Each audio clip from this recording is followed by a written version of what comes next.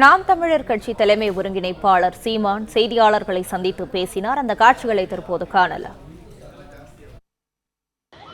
தொடர்ந்து அரசியல் களம் தேர்தல் நெருங்கக்கூடியனால அதிமுக பாஜக கூட்டணி நாம் தமிழர் நிலைப்பாடு நீங்க தொடர்ந்து சொல்லிட்டே இருக்கீங்க. ஆனாலும் நாம் தமிழர் வந்து பாஜக கூட்டணிக்கு போகும் அப்படிங்கிற மாதிரி ஒரு பேச்சு சொல்லிட்டே இருக்காங்க. நீங்க ஏன் பிடிச்சு தள்ளுறீங்க? எனக்கு யாரும் வழிகாட்டவோ அறிவுறுத்தவோ எனக்கு அவசியம் இல்லை. எனக்கு சொந்தமாக மூளை இருக்குது, சிந்திக்கிற ஆற்றல் இருக்குது. நான் என்ன நினைக்கிறேனோ அதான் செய்வேன். திரும்ப திரும்ப அந்த கேள்வியை நீங்கள் எழுப்புறத நான் வெறுக்கிறேன், இல்லை இருக்கிறேன்.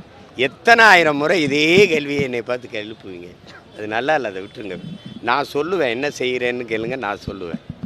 நான் தனித்து தான் போட்டிடுவேன். அதை திரும்ப திரும்ப சொல்லிக்கிட்டு இருக்கிறது அது ஒரு அளவுக்கு தானே அதையே சொல்ல முடியும். விட்டு வேறு கேள்வி கேளுங்க, அதை விடுங்க. அது தற்போது இது குறித்தான கூடுதல் விவரங்களோடு இணைகிறார் செய்தியாளர் முனாஃப். வணக்கம். இது குறித்தான கூடுதல் விவரங்களை வழங்கலாம்.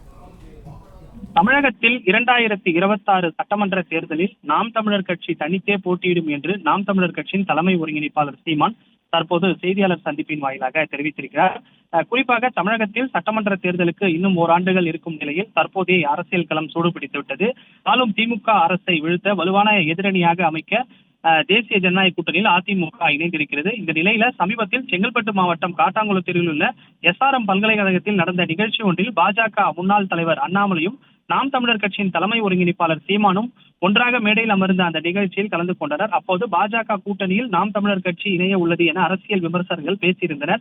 இந்த நிலையில இன்றைய தினம் சென்னை ராஜா அண்ணாமலைபுரத்தில் உள்ள அம்பேத்கரின் 135வது பிறந்த நாளை முன்னிட்டு மரியாதை செலுத்த வந்த நாம் தமிழர் கட்சியின் தலைமை ஒருங்கிணைப்பாளர் சீமானிடம் இது தொடர்பான கேள்வி எழுப்பப்பட்டது. அதற்கு வருகின்ற சட்டமன்ற தேர்தலில் நாம் தமிழர் கட்சி தனித்தே போட்டியிடும் என்று தெரிவித்த அவர், பாஜகவுடன் நான் கூட்டணி வைப்பது தொடர்பாக ஏன் தன்னிடம் அந்த கேள்வியை எழுப்புகிறீர்கள், ஏன் என்னை பாஜகவிடம் தள்ள பார்க்கிறீர்கள் என்று ஆவேசமடைந்தார். மேலும் நான் யாருடைய அறிவையும் கேட்க வேண்டிய அவசியம் இல்லை, எனக்கு சொந்தமாக மூளை உள்ளது, சிந்திக்கும் ஆற்றல் உள்ளது, நான் என்ன நினைப்பனோ அதை தான் செய்வேன் என்று தெரிவித்த சீமான் வரும் சட்டமன்ற தேர்தலில் தனித்தே நாம் தமிழர் கட்சி போட்டியிடும், இதைதான் தான் திரும்ப திரும்ப கூறுகிறேன் என்று செய்தியாளர் சந்திப்பில் இது குறித்து தெரிவித்திருந்தார். இந்த நிலையில வருகின்ற தமிழகத்தில் சட்டமன்ற தேர்தல் 2026 நடைபெறக்கூடிய நிலையில நாம் தமிழர் கட்சி தனித்தே போட்டியிடும் என்றும் தெரிவித்தார். அது கூட்டணி தொடர்பான விஷயங்கள் ஒருங்கிணைப்பாளர் என்ற முறையில் நான் தெரிவிப்பேன் என்றும் அவர் தெரிவித்திருக்கிறார்.